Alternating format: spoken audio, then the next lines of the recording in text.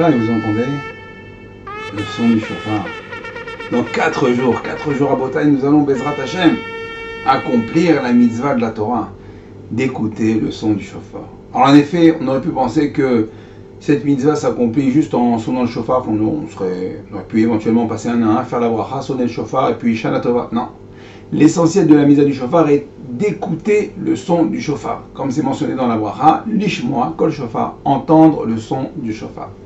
Et donc c'est un message, une allusion de l'importance de l'écoute. L'écoute qui est en effet le point de départ de la teshuva. Écouter, grâce à l'écoute, on va pouvoir se remettre en question, et la remise en question c'est la teshuva, ou bien la teshuva c'est la remise en question. Et quelqu'un qui ne serait pas capable d'écouter, eh ben, il resterait là où il est.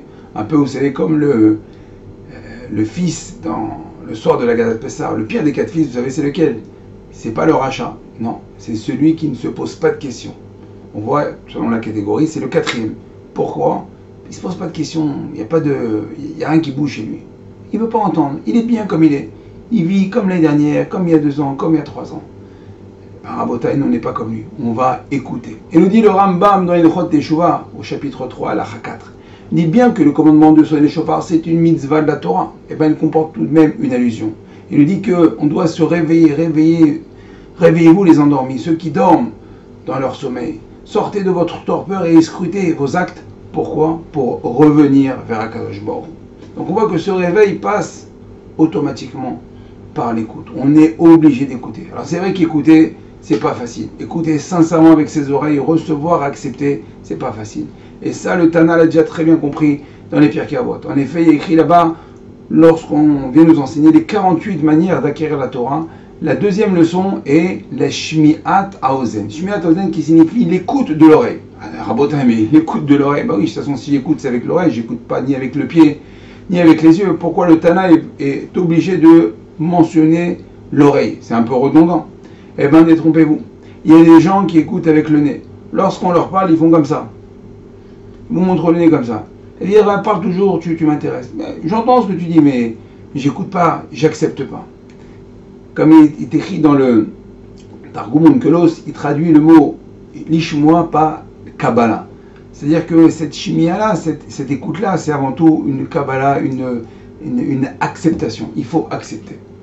Alors, mis à part le fait de devoir écouter, le chauffard est en soi un symbole, le symbole de l'écoute. En effet, le Shulchan Aruch nous dit là-bas, au Siman 586, la première halakha, on dit qu'on doit choisir comme chauffard une corne de bélier recourbée. Alors pourquoi recourbée? Le Mishnah Berurah nous dit que, pour nous montrer que notre cœur est aussi, doit être humblement soumis à Akadosh Baruch. La corne de bélier aussi rappelle l'épisode de la Akedat Yitzhak. Vous savez, lorsque Akadosh Baruch Hu a demandé à Abraham Avinu de sacrifier son fils, au dernier moment, on lui dit non, ne sacrifie pas ton fils, et prend ce bélier dont la corne était coincée dans les buissons. Et donc, pour nous rappeler cet épisode qui s'est passé, nous dit le Zohar Kadosh, le jour de Rosh Hashanah. Un épisode qui montre la soumission totale de nos pères, de Abraham et de Yitzhak, qui ont écouté Akadosh Baruch Hu sans se poser de questions, avec la plus grande émouna, la foi la plus entière. Alors maintenant qu'on a fait un petit topo sur l'écoute, on va entendre, on va écouter le chauffard. Et à quoi nous fait penser le chauffard? Eh bien, je ne sais pas pour vous, mais moi ça me rappelle un peu, malheureusement, la Hazaka, la sirène qui retentit trop souvent en Israël. En effet, lorsque l'ennemi nous envoie un missile, alors il y a une sirène qui retentit, selon la région, pour nous avertir du danger. Et en général, donc, la réaction de chaque personne, qu'il soit réveillé ou qu'il dorme, c'est avant tout de se protéger, de se rendre dans un bunker, dans un miklat. Il doit chercher absolument un abri. Bref, il réagit. Et la personne qui continuerait à marcher, à faire ses emplettes, à vivre normalement, si cette personne-là est complètement folle. D'accord, elle risque sa vie à chaque instant. Et bien, à Botaï, le chauffard, c'est exactement pareil. Lorsqu'on entend le chauffard, c'est une azaka, c'est une sirène qui doit nous faire bouger. On ne peut pas rester immobile. Quelqu'un qui reste immobile, c'est pareil, il est complètement fou, il risque sa vie. Alors on me dit, d'accord, mais c'est quoi le miklat? C'est quoi le bunker lorsqu'on entend le chauffard? Eh bien, c'est la teshuva. C'est retourner vers les voies d'Hachem. Akadosh Baruch Hu nous sonne ce chauffard pour nous réveiller, comme on a vu dans le Rambam. Donc chacun doit avoir un miklat dans lequel il doit se réfugier. Ce miklat-là, c'est un avancement, un progrès dans la Rouhaniout, dans la Torah, dans les mitzvot. Et Bezrat Hashem, on ne peut pas rester comme on était l'année dernière. On est obligé d'avancer. On va demander, comme on l'a dit hier, on va redemander un nouveau crédit de 365 jours. Alors Kadosh Baruch Hu dit, on lui demande, allez, réinvestis sur moi encore 365 jours. Il dit, d'accord, qu'est-ce que tu as fait l'année dernière, qu'est-ce que tu me proposes cette année?